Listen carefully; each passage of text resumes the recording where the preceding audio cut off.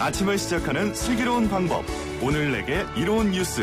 류영희의 출발 새아침. 안녕하세요. 아침을 시작하는 슬기로운 방법. 류영희의 출발 새아침 3부 문을 엽니다. 정말 부끄럽습니다. 유명 캐릭터 펭수 한번 흉내냈는데요.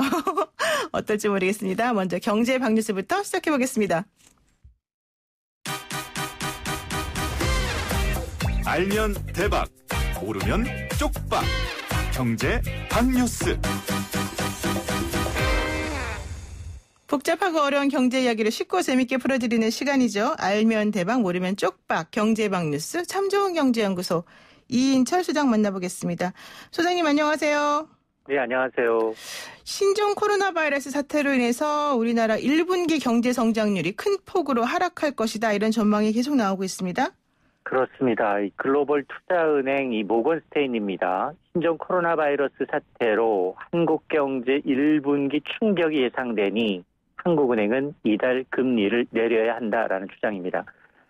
모건스테인은 이 보고서에서 신종 코로나 바이러스 사태로 인해서 1분기 한국의 국내 총생산 GDP 성장률이 적게는 0.8%포인트, 최대 1.7%포인트 낮아질 수 있다라고 전망을 했습니다. 가장 큰 우려가 뭐냐? 바로 이제 이 글로벌 공급망의 붕괴다라는 지적입니다. 이번 바이러스 사태로 중국 내 생산 설비 가동이 중단이 됐고 그 여파로 세계 다른 지역의 공급망에도 위기가 발생했다라는 겁니다.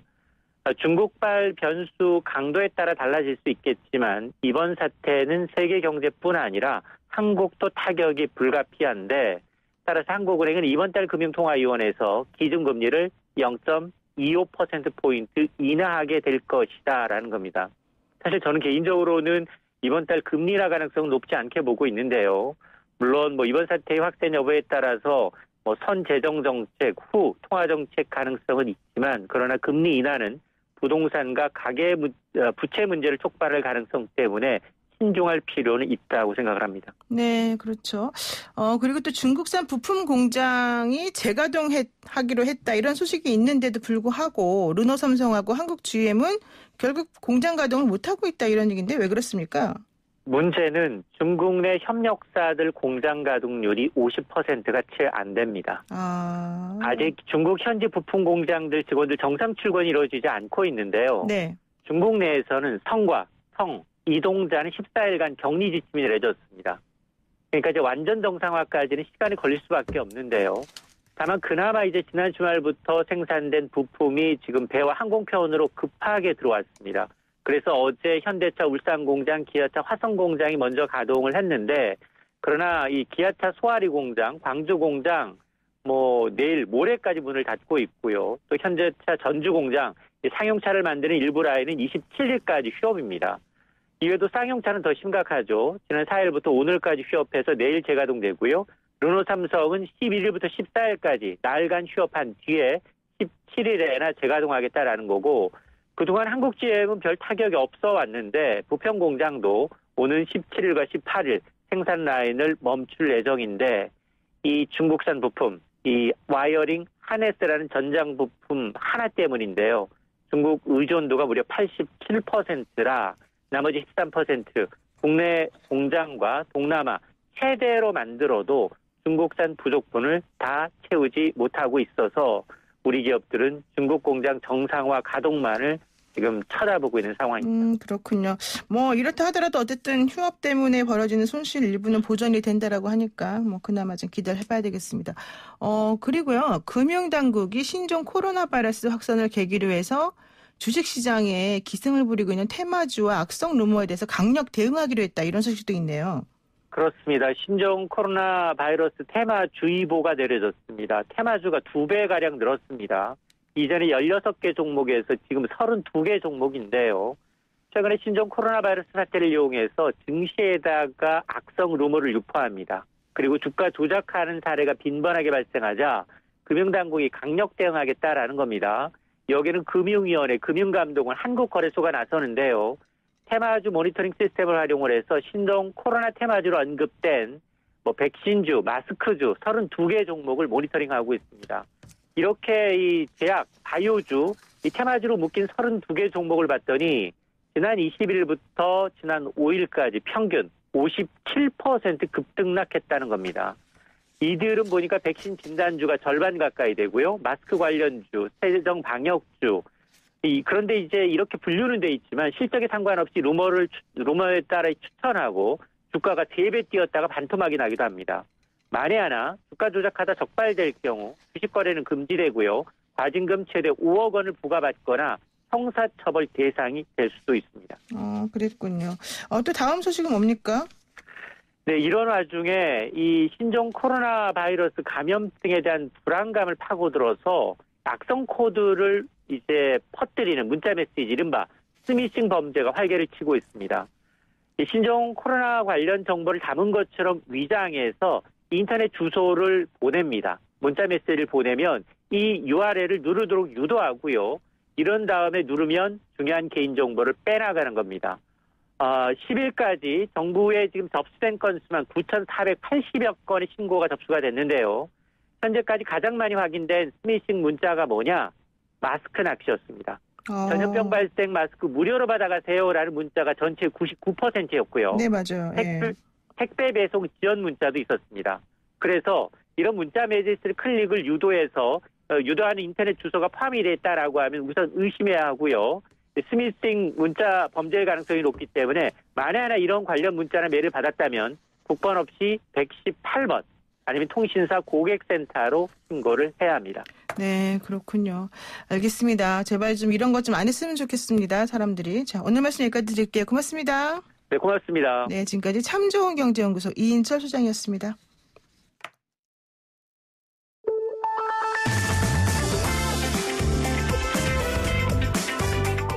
영희와 함께하는 슬기로운 출근길 노영희의 출발 새 아침은 청취자 여러분과 함께 만들어갑니다. 짧은 문자 50원, 긴 문자 100원에 유료 문자 샵 0945, 우물정 0945로 문자 보내주시거나 유튜브 보이는 라디오 댓글창, YTN 라디오 어플리케이션 예스를 통해 여러분의 목소리를 들려주세요. FM 94.5MHz YTN 라디오 노영희의 출발 새 아침 잠시 후 계속됩니다.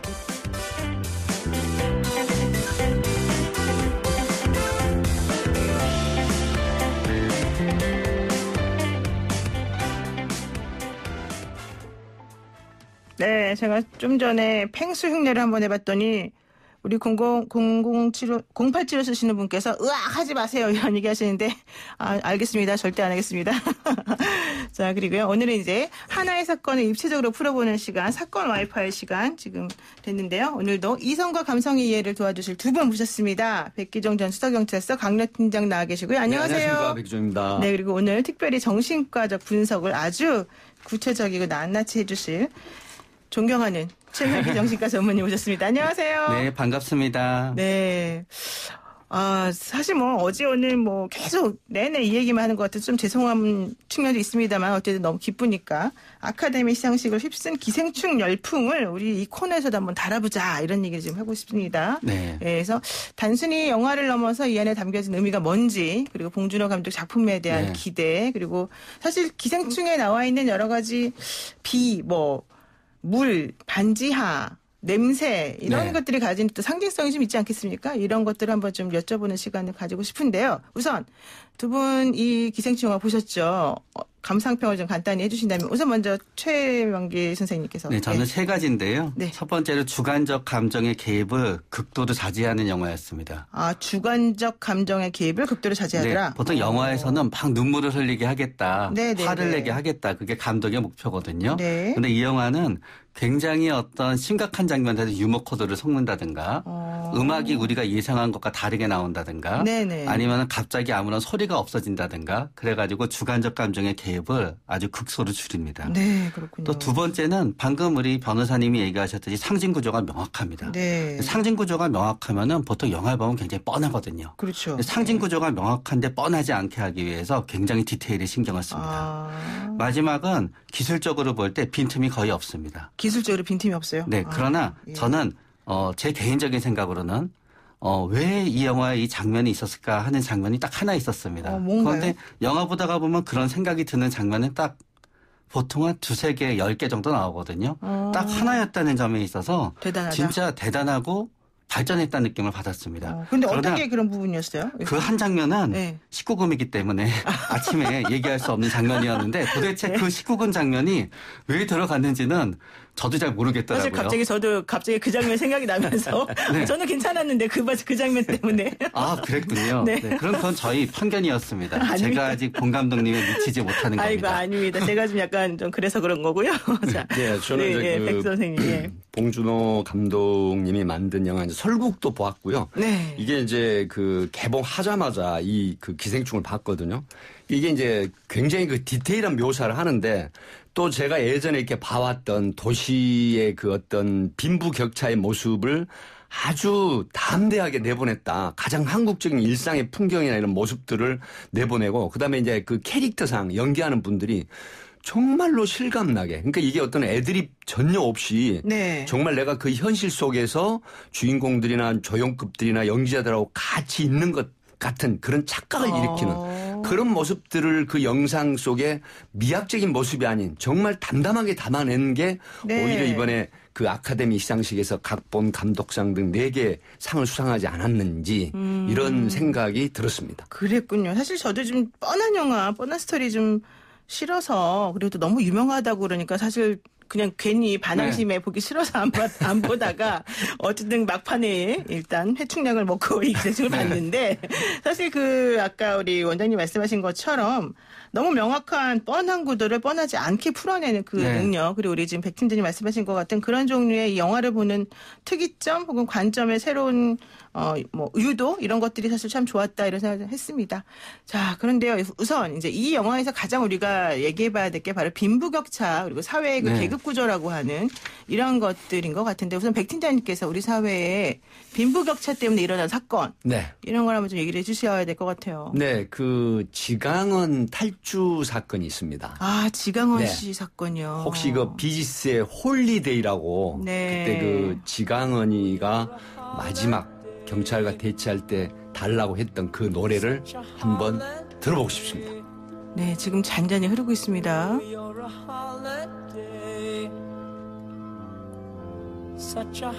네, 정말 이 음악 저는 그 장면이 생각이 나요. 딱 창문 너머로 이 지강원 그렇죠. 씨가 유전무죄, 무전유죄 이렇게 네. 하면서 했던 그 장면 생각이 나는데요. 예. 이 사건 내용이 이제 그렇습니다. 그 지강원 등 25명의 미결수가 영등포 교도소에서 이제 다른 교도소로 이송 중에 네. 그 중에 25명이었는데 12명, 지강원을 포함한 20대 초반까지 이 미결수들 12명이 이제 공모를 해서 그 버스 내에서 교도관을 이업을 하고 그다음에 권총을 탈취합니다. 네. 이렇게 됐는데 이게 그 당시 88 올림픽이 끝난 직후였어요. 88년 10월 8일부터 10월 16일까지 이어진 사건이었는데 그렇죠. 아마 이제 나이가 좀 계신 분들은 거의 기억을 하실 거예요. 그 88 올림픽 때 일어난 사건이기 때문에.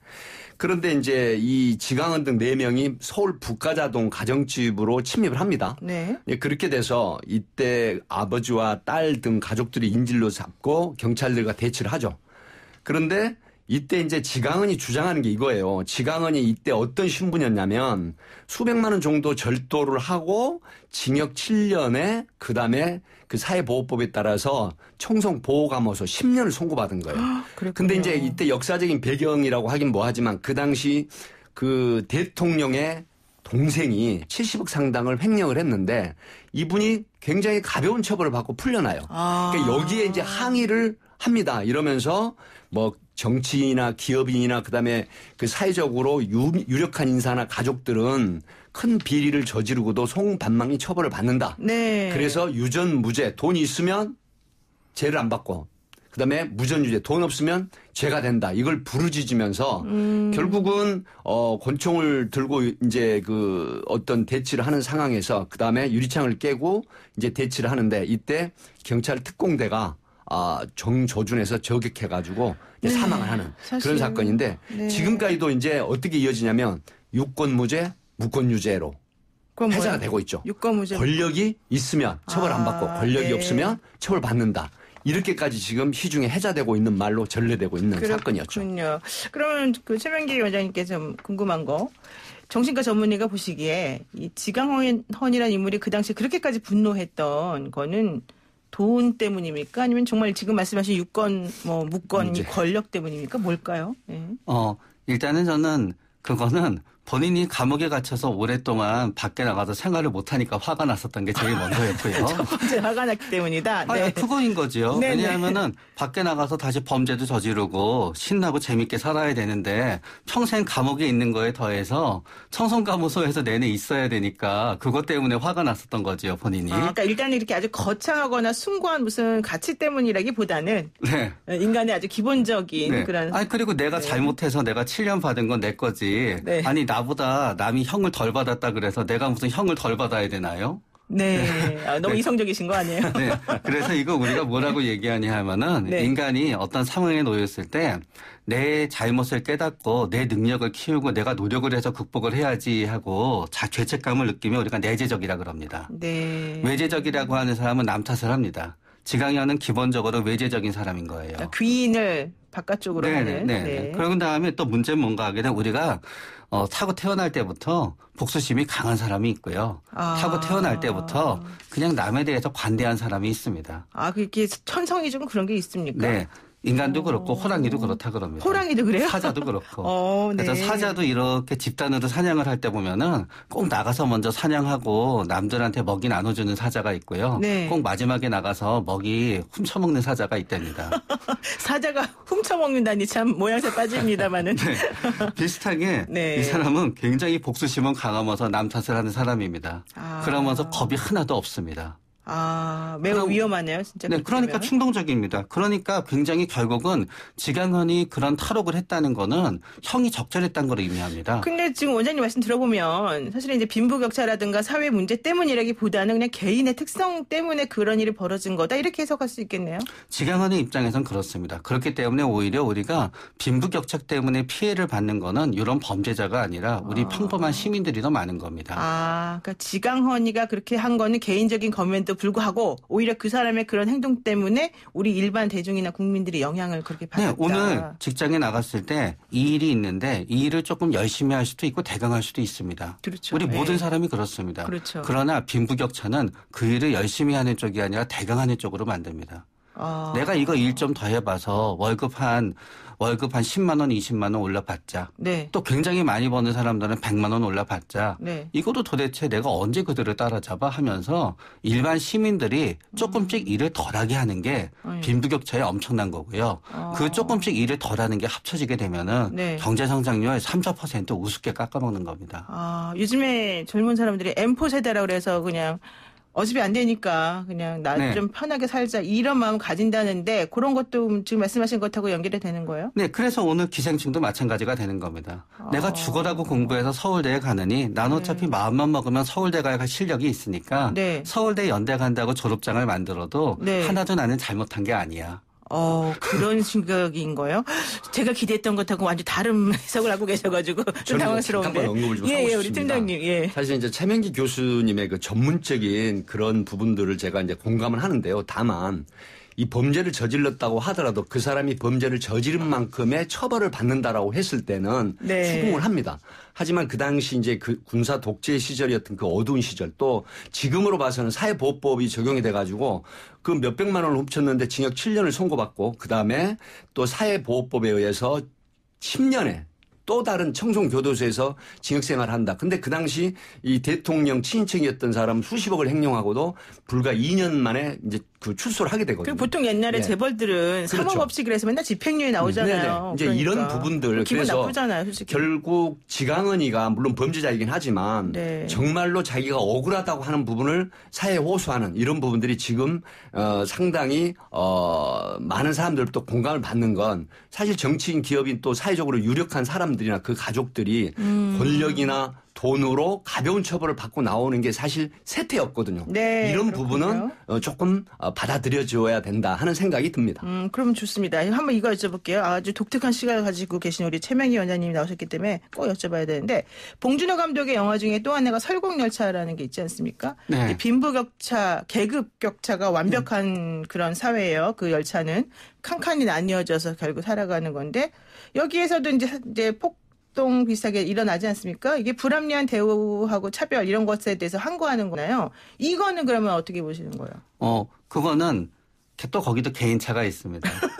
일단은 우리는 네. 일단 겁이 없다 그러면 무조건 나쁘다고 생각하잖아요. 일단 우리가 맞서기 위해서는 겁이 없어야 됩니다.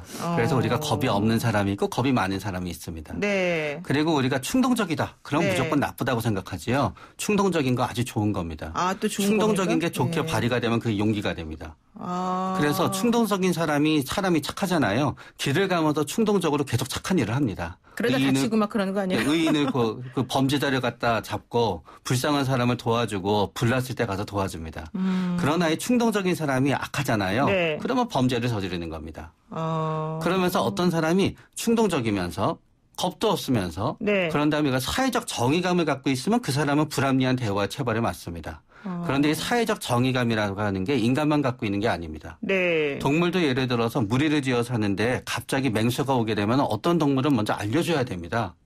그런 동물이 있어요? 알려주는? 네, 새들도 그렇고, 예. 우리 그 늑대 집단, 우리 그 조금만 어떤 포유류 집단도 그렇고 다 알려줍니다. 그다 알려주면 어떻게 될까요? 알려주자마자 자기는 잡아먹힙니다. 그렇죠. 그러나 그거를 알려주는 개체가 있습니다. 왜 그러는 거예요? 그 개체는? 타고 태어납니다. 그것도 자기가 원해서 그렇게 된 게 아니에요? 일정 부분은 타고 태어납니다. 그렇기 때문에 똑같은 상황에서 우리가 그럼에도 불구하고 거기에 또 가치관이 더해지게 되고 네. 거기에 어떤 본인의 양육에 있어서 좋은 태도가 더해지게 됐을 때 네. 그 사람은 똑같은 일이 있었을 때도 불의에 맞설 수 있고 또 거기에 더해져서 중요한 건 능력입니다. 네. 결국은 불의에 맞서갖고 그거를 성공시키는 건 능력입니다. 네. 이 모든 게 합쳐지게 됐을 때 네. 우리가 진짜 영화에나 나오는 위대한 인물이 실제로 우리가 살아가면서도 만날 수 있게 되는 겁니다. 지금 최명희 원장님 말씀에 좀 표정이 안 좋으세요. 우리 백규정 팀장님께서. 예. 그 노영희 변호사님하고 이제 우리 최명기 원장님이 같은 심리학을 전공을 하시는 거예요. 저는 심리학이고 우리 원장님은 의학을. 예, 그러니까 의학하고 이제 지금은 상담을 하시니까 케미가 좀 맞는 것 같습니다. 아니에요. 그렇지 않아요. 이게 이제 그 설국 같은 경우도 제가 영화를 봤지만은 이 칸칸이 어떤 그 빈부격차의 극명한, 그러니까 지렁이 곤충 같은 거 이걸 이제 음식으로 먹는 그런 모습들 이제 이렇게 나오는데요. 네. 사실은 이게 빈부격차라고 하는 부분은 태생적으로 만들어진 건 아니거든요. 예를 들어서 선천적으로 만들어진 것도 있고 후천적으로 만들어진 것도 있는데 이런 여러 가지 사건들을 보면은 자기 현실에서 현실을 부정하고 그다음에 범죄에 악용을 해서 그 신분 상승을 하려고 하는 그런 부분들이 있어요. 네. 그럼에도 불구하고 그 사람들이 저 밑바닥에서 소리치고 그다음에 호소하고 그다음에 신분 변신을 깨하려고 하는 이런 모습들이 정당한 방법이면 괜찮은데 그걸 그 신분을 이용을 하고 그다음에 어떤 다른 선행적인 모습들에 편승을 해서 위장을 하고 네. 이런 부분들이 아마 이번에 그 설국열차라든가 그다음에 이 기생충에서도 적나라하게 드러난 그런 장르가 아닌가 싶습니다. 그렇군요. 근데 두 분 말씀 듣다 보니까 저도 막 헷갈리고 그러는데 이 캐릭터 분석하면서 한번 좀 얘기해봐야 될 것 같아요. 기생충에 보면은 그 조효정 씨가 있어요. 그 네. 부잣집 아나님. 네. 이분 상당히 참 어떤 면에서 보면 순수한 영혼을 가진 사람 아니겠습니까? 그러면서 이제 추천만 받아서 자기는 모든 걸 한다 그러면서도 또 이 송강호 씨가 말하죠. 이 사람들은 정말 참 잘 속는다. 이거는 뭔가요 도대체가 이 캐릭터? 조효정 씨는 잘 속는 사람입니다. 그러나 스스로 자기가 잘 속는 사람이라는 걸 인정하고 싶지 않기 때문에 사람을 못 믿어 하면서 다니는 겁니다. 그래서 우리가 이거를 뭐라 그러냐 하면 인간의 마음을 네 개로 나누는데요. 네. 하나는 나도 알고 남도 다 아는 겁니다. 나도 착하고 남도 나를 착하게 생각하면은 나도 알고 남도 아는 거지요. 네. 정반대쪽에는 나도 모르고 남도 모르는 게 있습니다. 이거는 뭐 누가 나에 대해서 넌 이렇다 얘기해주자 무시하면 됩니다. 너도 틀렸을 거야.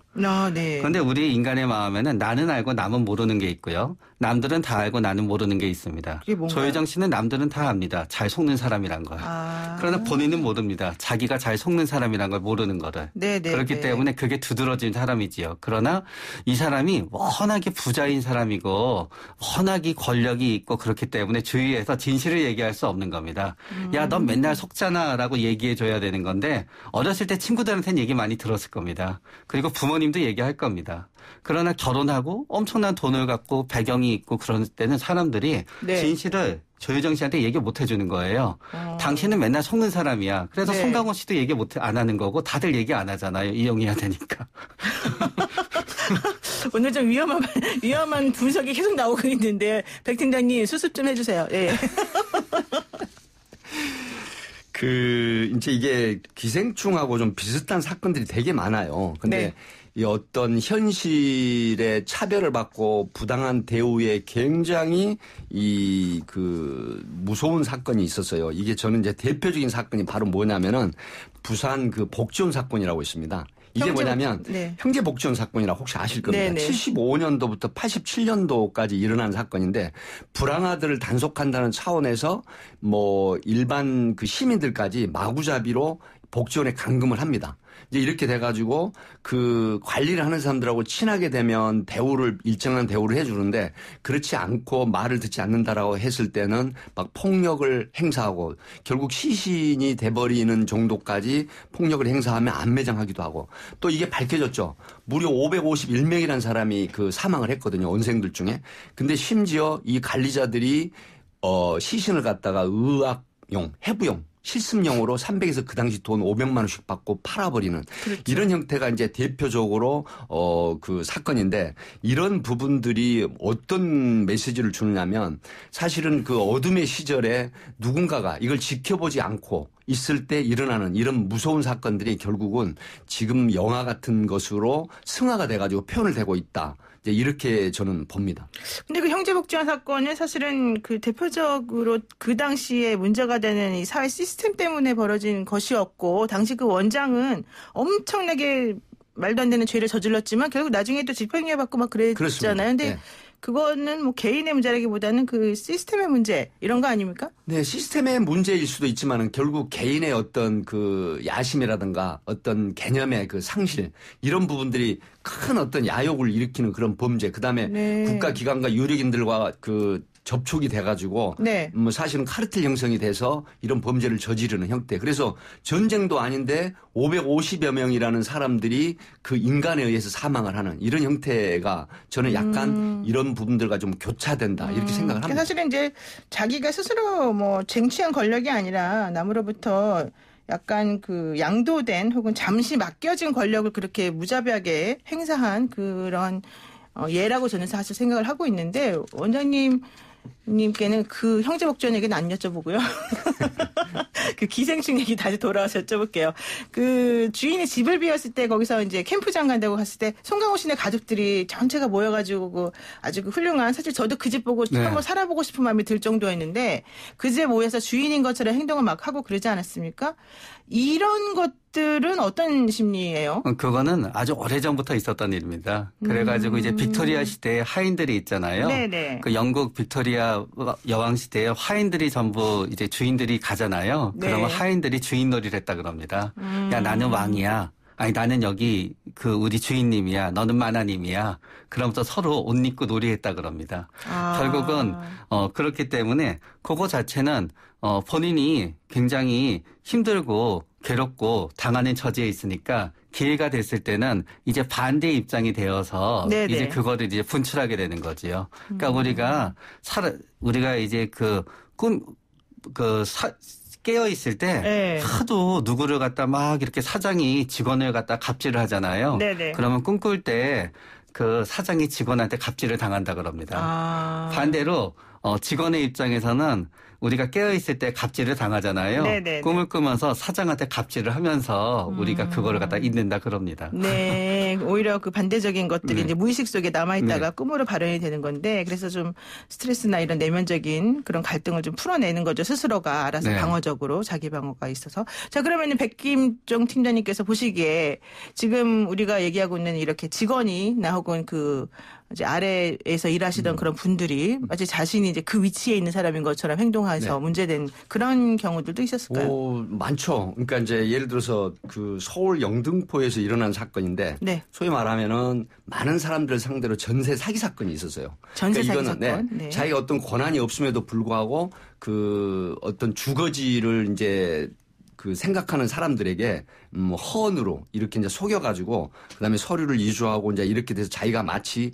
권한 있는 사람처럼 행세를 해서 네. 무려 141명에게 100억 상당의 전세 보증금을 사기한 사건이 있었거든요. 네. 이런 부분들은 뭐냐면은 본인의 권한이나 역할이 없음에도 불구하고 많은 사람들로부터 보이는 모습으로 그다음에 편취 행위를 하고 이렇게 돼서 이제 피해를 주는 이런 사건들이 있었는데 결국은 이런 모든 부조리들이 이런 어떤 영화로 만들어져 가지고 시그널이나 메시지를 주면서 많은 사람들로부터 어떤 교훈도 주는 사건 그런 영화가 아닌가 싶습니다. 그런 것도 있고 사실 저는 생각나는 케이스 중에 하나가 이런 게 있었습니다. 이제 어떤 여성분이 있었었는데 그 여성분이 그냥 평범한 사람이에요. 그런데 자기가 의사라고 남자에게 속이는 거예요. 그러면서 자기 자신이 의사라는 걸 믿게 하기 위해서 대학병원에서 가운 같은 걸 스스로 이제 개인적으로 구입해서 입고 로비에서 만나기도 하고 이런 식으로 이제 거짓말을 하고 또 마치 자기가 정말 의사 선생님인 것처럼 사람들에게 사칭하고 다니면서 돈도 꾸고 뭐 이런 여러 가지 활동을 하다가 갑자기 어느 날 이제 그 정체가 발각이 되면서 집안이 이제 풍비박산 나는 상황이 있었었는데 이런 식의 행동 같은 것들은 왜 그러는 거라고 그럼 볼까요? 이건 전형적인 신분 사기입니다. 신분 사기인데 신분 사기가 벌어진 원인이 뭘까요? 이유가? 이제 신분 사기를 하는 경우에도 여러 가지 경우가 있습니다. 어떤 네. 사람은 신분 사기를 칠 때 자기보다 굉장히 훌륭한 사람으로 포장합니다. 이런 경우이지요. 네. 그거는 이제 마음속에 있는 열등감이라든가 이런 게 있었고 본인의 네. 입장에서 아까 얘기했듯이 나도 충분히 이렇게 훌륭하게 대접받을 권리가 있는데 내가 그거를 누리지 못해서라고 얘기하게 되는 거고요. 네. 그러나 또 신분 사기 중에 어떤 신분 사기는 굉장히 본인을 비참한 처지로 해서 신분 사기를 합니다. 네. 그래서 난 암에 걸렸어요. 뭐에 걸렸어요. 전 너무너무 힘들어요. 네. 그래가지고 이제 비참한 처지를 해서 이제 거기에서 이제 그 뭔가 이제 돈을 갖다 이제 기부를 받거나 그러는 거지요. 네. 이런 경우에는 또 거기에 어떤 목적에도 심리적 목적이 있습니다. 그거는 네. 뭔가 하면 사람들의 동정을 받고 싶은 거예요. 그렇기 때문에 네. 전형적인 신분 사기지만 그 사람이 처한 상황, 그 사람이 처한 기질에 따라서 보다 높은 신분을 취하냐. 보다 불쌍한 신분을 취하냐가 달라지게 됩니다. 그렇군요. 지금 우리 4867 쓰시는 분, 우리 애청자분께서요. 최 선생님, 최 원장님이 무작정 지향에 대한 도덕적 이상과 진리만 얘기하거나 강제하기보다는 오히려 인간의 본능을 적나라하게 말씀하시니까 참 재밌네요. 이런 말씀 주시고요. 또 6635 쓰시는 분께서는 오늘의 촌철살인입니다. 이용해야 하니까 진실을 말하지 않는다. 아까 조효정 씨 얘기하시는 것 같고 또 그리고 우리 그 6635 쓰시는 분께서는 백기동 팀장님께 얘기하시는 것 같아요. 잘못을 했으면 합당한 처벌을 받아야 되는데 돈과 권력을 가졌다고 빠져나가는 건 너무 불합리한 거 아닙니까? 이런 얘기도 하셨고 9877 쓰시는 분께서도요. 어떤 변호사를 쓰느냐에 따라서 달라질 수 있다는 것 자체가 모순 아닙니까? 하지만 현실이라는 게 안타깝습니다. 뭐 이런 얘기를 지금 해주고 계시는데 다들 마음이 조금 비슷비슷하신 것 같아요. 자, 그러면요. 이제 요거 사실 지금 우리가 좀 대강 얘기한 것도 있긴 한데 이 리플리 증후군이라든가 뭐 이런 것들로 좀 얘기가 되는 부분인 거잖아요. 이런 식으로 그 자신의 현실을 부정하고 뭐 거짓된 사실을 믿으면서는 나중에 결과적으로는 정말 그 안에서 자기가 헤어나지 못하는 이런 증후군을 가진 사람이 많아요? 네, 많습니다. 더군다나 요새는 네. SNS나 어떤 인터넷이 되면서 더욱더 많아졌습니다. 보여주기 위한? 네, 그것도 있지만 네. 옛날에는 리플리 증후군, 진짜 리플리 증후군을 하려고 그러면은 대단한 능력이 필요합니다. 일단 말도 잘해야 되고요. 네네네. 그런 다음에 우리가 기생충 영화에서 보면 다 기억하고 있잖아요. 네. 일리노이 공대 네, 하듯이 잊어먹으면 안 됩니다. 네. 네. 그렇기 때문에 사실은 오프라인에서 리플리 증후군이 되긴 굉장히 어렵습니다.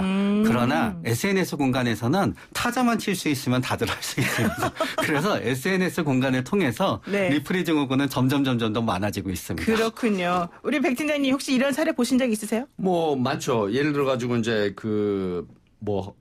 유명한 가수였죠. 뭐 오디션 가수 출신인데 뭐 허각이라든가 박상민 가수라든가 이런 사람들을 실제 본인들이 주변에다가 이제 비슷한 에모나 차림을 하고 또 어떤 행사나 업소에 출연을 해요. 그리고 그 사람 그러니까 뭐 예를 들어서 박상민 씨 같은 경우는 실제로 비슷한 모습을 해서 본인이 마치 진짜 박상민 가수인 것처럼 행세를 하고 사인도 해주고. 근데 그거는 그냥 원래 컨셉으로 그렇게 한 거 아니에요? 네, 아니에요. 이제 이것도 주변에다가 정말 내가 박상민이다 하는 식으로 얘기를 하는 본인이 진짜 리플리 증후군 현상이 나타나요.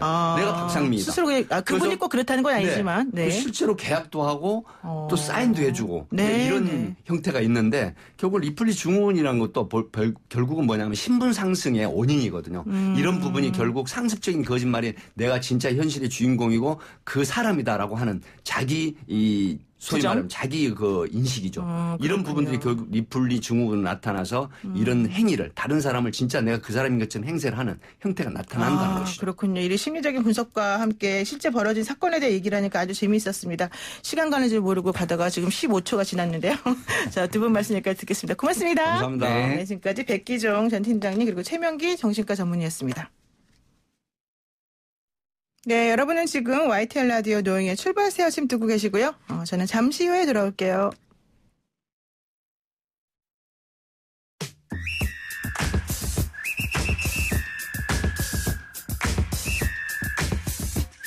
영희와 함께하는 슬기로운 출근길 노영희의 출발새 아침은 청취자 여러분들과 함께 만들어갑니다.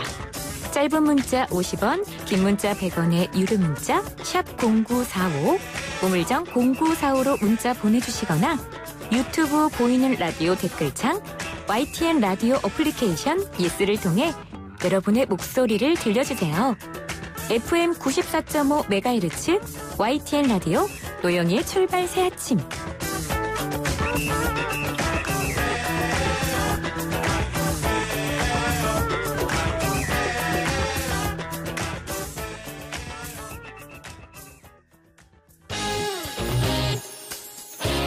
뉴스 탐구생활 즐거운 스포츠.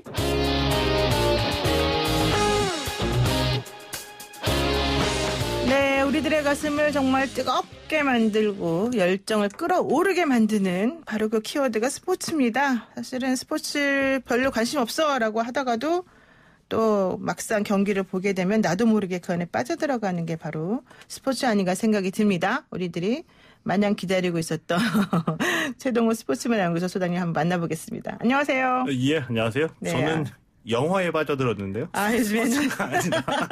그러셨군요. 예. 모자가 아주 멋있으시네요. 예. 좀 제 소원 중에 하나, 머리 숱이 좀 많아지면 좋겠는데. 그게 안 돼서 모자를 쓰고 다니죠. 그래요? 예. 머리숱 많으신 것 같은데. 중년 남성분들이 특히 위로하지 마세요. 예. 알겠습니다. 자, 오늘의 키워드는 뭘까요? 오늘은 영화 얘기를 안 하면 좀 죄인이 되는 듯한 느낌이라서 네. 이 키워드를 스포츠와 영화로 잡았습니다. 그렇군요. 사실 영화 얘기 진짜 많이 들었는데 그래도 예. 뭐 계속 듣죠 우리가. 근데 이거를 안 해야 되겠구나 생각이 들었어요. 오면서 들어보니까 앞선 순서에서도 역시 뭐 이성과 감성으로 이제 범죄를 분석하는데 네네네. 거기서도 또 이 기생충 얘기를 해가지고. 근데 오늘 저는 기생충 얘기를 하는 건 아닙니다. 스포츠 영화 얘기를 하는 겁니다. 네, 아니 그래도 저는 그 영화도 사실 다양하게 분석이 되니까 좀 예. 좋은 것 같은데요. 자, 이제 스포츠와 영화 얘기하기 전에 우선 관심을 모았던 기성용 선수 그 K리그 복귀 얘기 먼저 한번 예. 해봐야 될 것 같은데요. 결국 무산이 됐네요. 예, 그렇습니다. 지난 한 주일 동안 이제 그 기성용 선수가 K리그로 과연 복귀하느냐 이제 관심사였었거든요. 네. 근데 결국에는 영화처럼 표현하면 비극으로 끝났습니다. 무산이 됐죠. 기성용 선수의 소속사가 어딘지 공식적으로 할 때 지난 그 10일부로 FC 서울 또 전북 현대와의 협상을 종료했다. 특별한 변수가 발생하지 않으면 기성용 선수는 K리그로 복귀하지 않는다. 이렇게 발표를 했습니다. 왜 그런 거예요? 돈 때문에 그런 거예요? 솔직히? 정반대예요. 이 기성용 선수는 계속 강조한 게 돈 때문이 아니다. 네. 이렇게 이제 계속 얘기를 하고 있거든요. 근데 왜 그러면은 안 됐을까요? 서운했던 거죠. 예? 서운했던 거죠. 서운했다? 뭐가 예. 서운해요? 그러니까 이제 기성용 선수가 유럽으로 진출하기 전에 FC 서울 소속이 있었거든요. 네. FC 서울이 기성용 선수가 유럽으로 진출할 때 그래 가서 성공해. 흔쾌한 마음으로 보내줬습니다. 네. 그런데 단 조건이 있다. 뭐예요, 그 조건은 K리그로 복귀하면 FC 서울과 우선 협상을 해야지 된다. 그리고 K리그에서 서울이 아니라 다른 팀으로 가면은 위약금을 내야지 된다. 이렇게 조건을 걸고 이제 보내졌거든요. 네. 다시 돌아오려고 하니까 FC 서울하고 협상을 해야지 되죠. 그렇죠. 우선 협상하니까. 예. 네. 기성용 선수의 기대에 미치지 못했던 겁니다. 금액이? 예. 그런데 그래서 이제 기성용 선수가 우선 협상 종료됐다라고 하고서 이제 전북현대에다가 협상을 하자라고 협상에 들어갔는데 전북현대도 이게 웬 떡이야 이런 심정 협상에 들어갔죠. 네. 테이블에 앉아서 얘기를 하다 보니까 위약금이 있네. 위약금이 너무 커요. 26억 원 정도. 그러니까 전북현대는 두 손을 들었죠. 네. 그래서 이제 FC 서울이 이 기성용 선수가 너무 이제 서운해하는 걸 알고서 다시 이제 금액을 조정해가지고 최종 협상을 했는데 이것이 이제 기성용 선수의 기대에 미치지 못하는 거죠. 저는 좀 이해가 안 가는 게요. 우선 예를 들면은 이제 돌아올 때 우리랑 먼저 협상을 해서 우리 들어오세요. 이게 원래 FC 서울의 얘기였잖아요. 예. 그리고 여기에서 안 되면 그 다음 구단으로 가면 되는 거잖아요. 예. 그런데 만약에 FC 서울하고 먼저 우선 협상하지 않고 다른 것하고 먼저 한다면 위약금이 발생한다. 이렇게 되면 좀 이해가 가는데 FC 서울하고 처음에 협상했는데 안 된 이유 중에 하나가 기성용 선수의 잘못은 아니지 않습니까? 그렇게 볼 수도 있죠. 나오죠? 근데 FC 위약금 문제 때문에 그렇구나. 스포츠에서는 위약금이 흔히 있습니다. 왜냐하면 그거는 그렇다고 치고 이 하나의 이 구단 입장에서 보면 이 프로스포츠는 비즈니스이기 때문에 하나의 상품이거든요. 그렇죠. 예. 그런데 이 기성용 선수와 처음 만나서 FC 서울이 제시한 금액이 한 8억 원 정도 연봉. 근데 영국에 있을 때 뉴캐슬에서 한 30억 원 정도를 받았거든요. 차이가 너무 많이 나네요. 근데 기성용 선수가 전에 받던 만큼 다 받겠다는 뜻은 아니었었는데 이 FC 서울의 어떤 그 연봉 제시액보다도 기성용 선수를 바라보는 시각, 협상의 태도에 서운했던 건데 이 서운할 수밖에 없었던 FC 서울의 속사정도 있습니다. 그게 뭐냐면은 뭘까요? 이미 올 시즌에 대비해서 FC 서울은 선수단을 다 구성을 준비했어요. 선수단 구성을 완료를 했죠. 이것이 의미한 바는 뭐냐 하면은 선수 한 명마다 이 감독이 올해는 이렇게 선수단을 운영해야 되겠다라고 이미 구성이 다 돼 있는 거였었고요. 여기에 만약에 기성용 선수가 갑자기 들어오게 됨으로써 어떤 그 선수단 운영에 대한 전략이나 전술이 좀 바뀔 수도 있겠죠. 그리고 FC 서울이 실제로 재정이 그렇게 좀 넉넉지 않았던 것이 문제였던 거죠. 그래서 협상에 나섰을 때 성룡아 너가 꼭 필요해. 우리 팀에 꼭 와다오. 이것이 아니라 기성용 선수가 느끼기에는 올 팀에 와라. 여기에 이제 많이 실망을 한 거죠. 근데 그렇다라고 한다면은 그래서 결국 못 갔다면 그다음 어쨌든 우리나라에 있는 다른 곳하고 협상을 해야 되는 것이고 협상하러 나서서 전북현대를 찾아갔는데 위약금이 너무 많아서 부담스럽다. 근데 전북현대가 가장 이 K리그에서는 가장 많은 예산이 있는 팀이거든요. 전북현대가 두 손 들었으면은 다른 팀에서는 달려들 만한 재정적인 여유가 없는 거죠. 그러니까 저는 그 부분이 제가 법률가로서 이해가 안 간다는 거예요. 전북현대하고 협상을 해서 거기서 최고대로 약속하고 이제 됐잖아요. 위약금을 왜 내요? 먼저 FC 서울하고 원래 안 돼서 그쪽으로 넘어간 건데 저는 그게 이해가 안 간다는 거죠. 그러니까 계약서 조항을 살펴봐야 되겠지만은 처음에 그 위약금을 지급하는 것과 관련된 해석이 좀 잘못된 건지 제가 잘 모르는 건지 몰라서. 그 일종의 연예 엔터테인먼트 사업하고 비슷한 개념이라고 보시면 될 것 같은데 이 아이돌을 수년에 걸쳐서 투자를 해서 길러내죠. 그러니까 일종의 우리가 만든 상품이고 여기에 대한 권리가 있다라는 겁니다. 그래서 이들이 일종의 그 독점권을 스포츠에서는 인정을 해주거든요. 우리 팀에서 뛰다가 유럽으로 가는 건 인정을 하지만 한국에서 다른 팀으로 가게 되면은 너가 가는 대신 우리에게 위약금을 줘야지 된다. 이런 논리가 되는 거죠. 일단 하여튼 알겠습니다. 제가 계약서를 안 본 상태에서 계속 그 얘기를 할 수는 없고요. 기성용 선수에게 전화 한번 해보세요. 알겠습니다. 도움을 주겠다. 그건 아니고 제가 물어보겠다. 이 정도로 제가 전화 한번 해보고요. 기성용 선수가 근데 자신의 SNS에다가 나를 갖고 놀지 말아라 이런 글을 올렸다고 하잖아요. 이 글을 올린 이유는 그러니까 돈 때문이 아니라고 하지만 마음이 상했다 이제 이런 걸 표현하는 겁니까? 일종의 감정 표현을 한 거죠.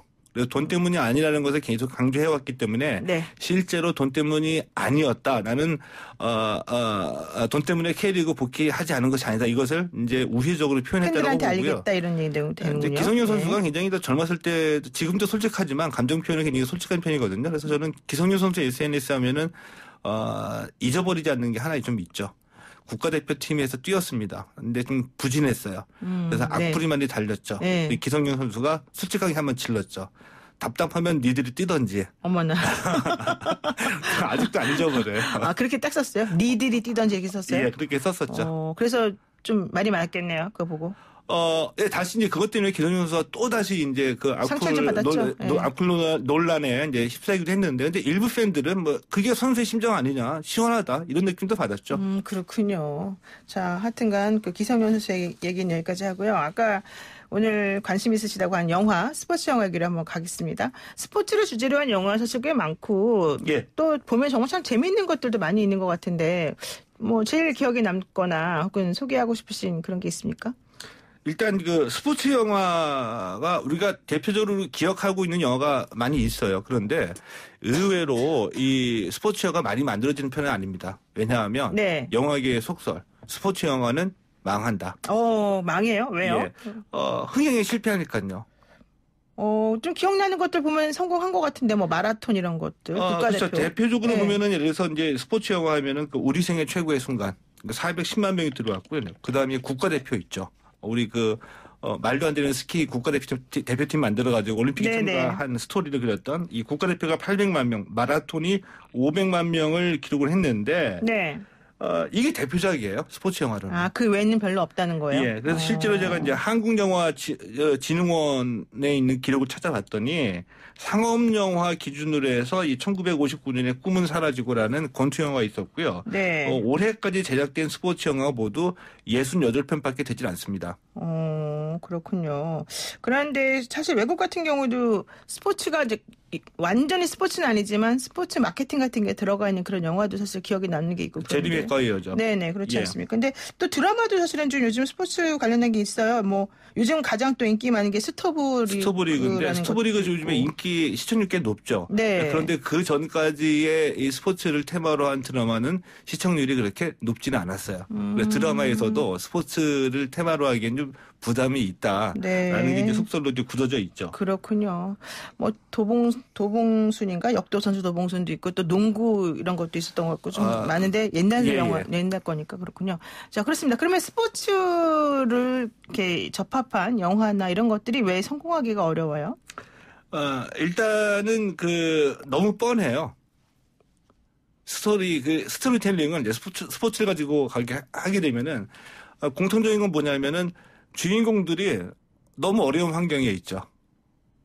두 번째는 선과 악이 있어요. 네. 그러니까 이 어려운 환경에서 스포츠에 입문해가지고 어떤 대회를 목표로 해서 들어가게 되는데 여기에는 이 주인공을 괴롭히는 악연이 있고요. 이런 온갖 고난을 극복해내서 나중에 결국에 성공한다. 이런 너무 뻔한 이 플롯과 스토리텔링이거든요. 네. 이러다 보니까 사람들이 이 영화를 보면서 이거 충분히 짐작하게 되는 스토리이기 때문에 흥미를 느끼지 않게 되는 거죠. 그런데 그 중에서도 예를 들면 앞서 말씀드렸던 이 대표적으로 성공을 거둔 마라톤이나 국가대표 같은 이런 영화에서 알고 있었던 것들은 우리가 너무 친숙하게 우리 주변에서 볼 수 있었던 주인공의 얘기였었거든요. 그 주인공들이 대단한 영웅이 아니라 일종의 상처받은 영혼이라고 할까요? 우리 사회에서 너무 쉽게 볼 수 있는 사회적 약자나 패자, 이 사회적 약자들의 어떤 휴머니즘을 다뤘기 때문에 쉽게 공감해서 반응을 얻은 거라고 봅니다. 그렇군요. 그리고 잠깐 말씀드리면 제가 좀 전에 말씀드린 그 도봉순 씨는 힘센 여자 도봉순이라는 거였고 역도 관련된 거는 역도요정 김복주라는 그런 드라마였습니다. 자, 그리고 스포츠 영화가 이렇게 성공하기가 힘든데 지금 얘기하신 거 뭐 우리 생애 최고의 순간 또 뭐 국가대표 마라톤 이런 영화들은 그러면 성공했다는 게 기본적으로는 우리들에게 꿈을 주기 때문에 그런 건가요? 어려운 환경 속에서? 꿈을 주는 것도 요인이 될 수가 있겠고요. 이 가장 결정적인 요인은 이게 결국에는 영웅들의 서사거든요. 어려움을 딛고 극복해서 성공한다는 얘기인데, 근데 영웅들이 너무나 우리가 쉽게 공감할 수 있는 우리 친숙한 캐릭터라는 거죠. 네. 그러니까 뭐 헤어지는 아픔을 겪은 사람들이라든지 어떤 가정 환경 때문에 큰 그 돈이 필요하는 어려움이 있었었는데 이것을 이겨냈다든지 우리 주변에서 흔히 볼 수 있는 캐릭터들이기 때문에 이들 인물들에 대해서 우리가 친숙함을 느끼고 쉽게 빠져들 수 있었다. 이런 게 공통점이 있는 거죠. 네. 그러니까는 그 스포츠라고 하는 소재가 가진 매력이 사실 이제 바로 그런 부분인 것 같아요. 그러니까 어쨌든 스포츠를 하려면은 자기 체력의 한계 이런 것들을 극복해 나가는 게 전제가 돼야 되는 거니까. 그 부분에 있어서는 너무나 그렇게 쉽게 짐작을 하잖아요. 그렇죠. 근데 그것을 극복해낼 수 있을 만큼 친숙함이 있다는 거죠. 그렇군요. 그러면 이제 이러한 것들의 뭐 공통점이라고 하면은 뭐 어떤 식의 것들을 우리가 생각해 볼 수 있을까요? 뭐.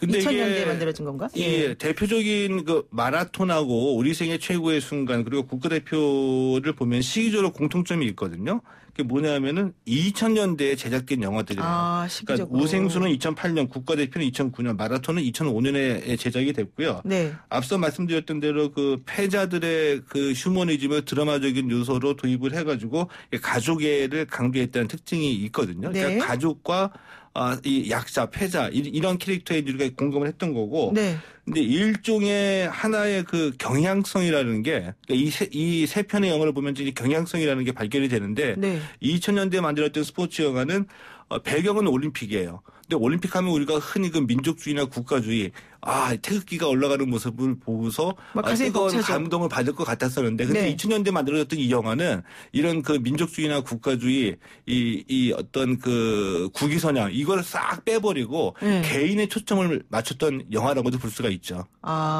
개인에게 초점을 맞췄다? 예. 네, 그렇군요. 그런데 2010년대부터는 조금 이 경향성이 좀 바뀐 것 같아요. 예.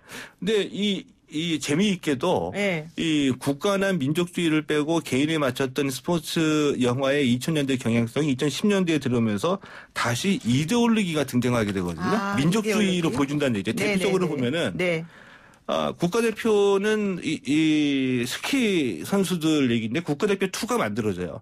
국가대표 2는 아이스하키인데 여기에 탈북 선수들이 등장하게 되거든요. 네. 이 코리아라는 그 남북 단일팀 얘기도 결국에는 우리는 같은 민족이다. 이런 것들을 강조했기 때문에 강조했던 영화였었죠. 그랬었군요. 네. 오늘 말씀 여기까지 들어야 될 것 같습니다. 고맙습니다. 네, 고맙습니다. 네, 지금까지 최동호 스포츠 문화연구소 소장님과 함께했습니다.